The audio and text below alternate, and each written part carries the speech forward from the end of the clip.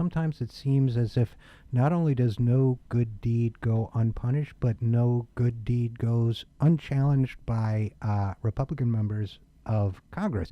Now, there's a new development in that area, a new bill that's been introduced, and here to discuss that with us is Ross Eisenbrey. Ross is the vice president of the Economic Policy Institute. He is a lawyer, former commissioner of the U.S. Occupational Safety and Health Review Commission. He was a staff attorney and legislative director in the House of Representatives. He was a committee counsel in the United States Senate, and he joins us now. Ross, thanks for coming on the program.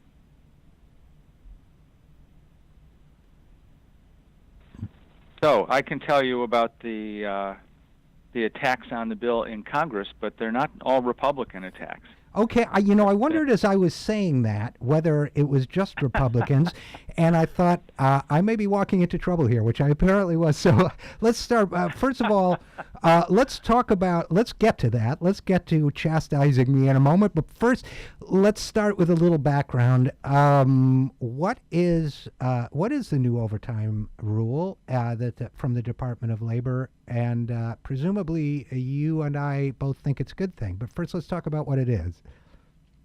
Yeah, I think it's a great thing. It's a rule that says that anyone who makes less than $47,476 a year, that's $913 a week, is entitled to overtime pay. They can't be treated as exempt by their employer on the basis of their job title or their duties, that they're an exempt professional or an exempt executive or an exempt administrator. It doesn't matter what your duties are. If you're paid less than that amount, you're entitled to overtime pay, even if you're a salaried employee. Because hourly employees, most people know, are entitled to overtime pay, but people generally think that a salaried employee is not entitled to overtime pay. This rule makes clear that they are.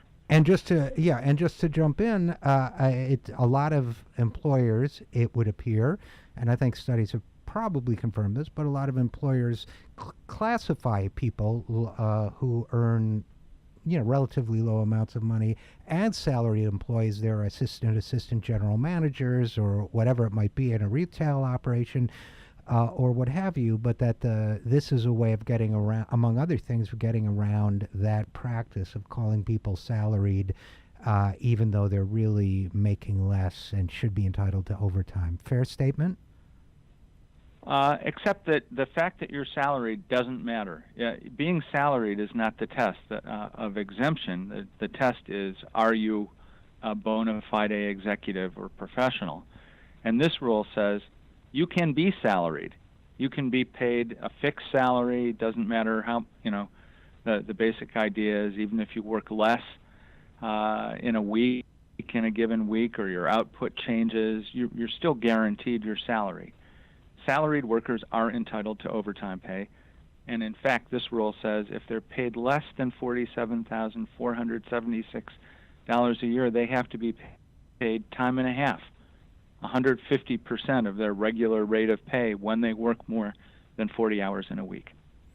So presumably that's calculated by prorating and then multiplying by 1.5. So the Department of Labor came up with this rule. I think they're still working on implementing it, if I'm not mistaken. But now a bill is being introduced in Congress, the Overtime Reform and Enhancement Act, or OREA. That would change that. This is from Representative Kurt Schrader. This is where I incorrectly assumed that only Republicans are behind this bill, but I was wrong, right? Tell us about the bill and who's behind it. There are some blue dog Democrats, including Kurt Schrader, who have responded to the business community's requests for delay in the rule. In this case, it's much more than delay. They would delay the full effect of raising the salary threshold to $47,476 for 3 years. They would step it up first to $35,000, then to 40-some thousand, and then finally to the level that the department has established.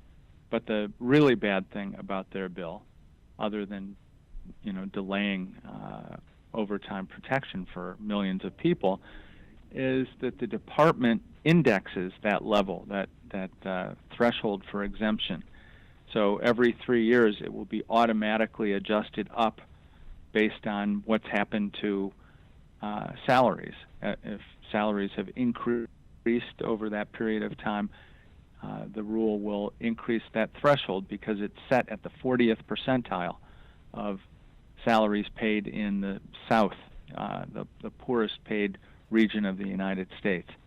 So this bill, the Schrader bill, would knock that provision out and put us back into the situation that we've been in the past, which is the level gets set, and then year after year, inflation whittles it away, and pretty soon you're to the point that we are now, where the threshold, the current threshold, is below the poverty line for a family of four, and is basically meaningless. So actually, if I'm understanding you correctly, when we were speaking with Ross Eisenbrey, who is a vice president with the Economic Policy Institute, if I understand you correctly, it actually kind of hits people in two ways: a smaller way and then a bigger way. This bill, introduced by Representative Kurt Schrader, who everybody knows is a Democrat, it would delay the implementation of this for 3 years, so there'll be a little bit of wage inflation going on there, so that already chips it away before it even starts, and then fixes it without any sort of indexing to increases in wages. It becomes smaller and smaller, or I should say the level at which it kicks in becomes lower and lower every year in terms of real income. So, whenever anybody introduces a bill, it seems to me they've got to have some sort of explanation, and it can't be, well, my donors wanted me to do this or whatever, I'm currying favor. There has to be some sort of public policy justification for any bill any measure that's introduced to Congress. What are they saying to justify this measure? Well, the elimination of indexing is, they try to justify it by saying, what if we had a terrible recession, businesses were under pressure, and you raised this threshold? That would put extra pressure on businesses. We wouldn't want that to happen, and I think that that's not true. That we would want it to happen, I believe, because the whole point of the overtime rule, or one of the major reasons for it, is to keep employers from piling work onto employees instead of spreading work. Right. So that when you have a recession and unemployment goes up, what we really want is for work to be spread around and not to have one person or let's say two people working 60 hours a week instead of 3 people working 40 hours a week. And that's what the time and a half provision does. It disincentivizes overworking people and encourages employers to spread work. So I think that Schrader is just wrong about that. So in looking at the numbers, and this is from the piece you co-authored on the EPI.org website. Looking at this, it says it would cut that Representative Schrader's bill would cut the threshold from $47,000 to $35,984. It would protect only 1/5 instead of 1/3 of the salaried workforce. That's 6.3 million fewer people, and then in the future, 4.6 million fewer employees protected, and so on. So I guess one of the things that strikes me about this, and since you're working hard to protect this policy, and it strikes me that very few people know, first of all, about what the Department of Labor has done, and very few people, even fewer, know that this bill has been introduced to cut into what the Department of Labor has done. So just curious, any thoughts on why this has flown below the media radar, and if there's any way to change that? Well, that's a good question. There was a lot of media about the rule as it was being proposed. And then there was a burst of media when the final rule came out. But there's a 6-month lag between the issuance of the final rule and its effective date on December 1st. I imagine as we get close to that date, there will be another burst of attention, and hopefully the word will get out. The Department of Labor will put out guidance, and law firms all over the country will be telling their clients, certainly, that they have to comply. I think that it actually might do some good to have a fight in Congress. Right, it'll draw more attention to this. It'll be reported in the newspaper and maybe on TV if there's a big fight and the president, let's say a bill passes, and the president has to veto it. That would certainly draw more attention to it. Yeah, I think that would be a good thing, because it seems to me that if you ask the average voter on the street right now, he or she might not know about it. And I think it is an important ruling.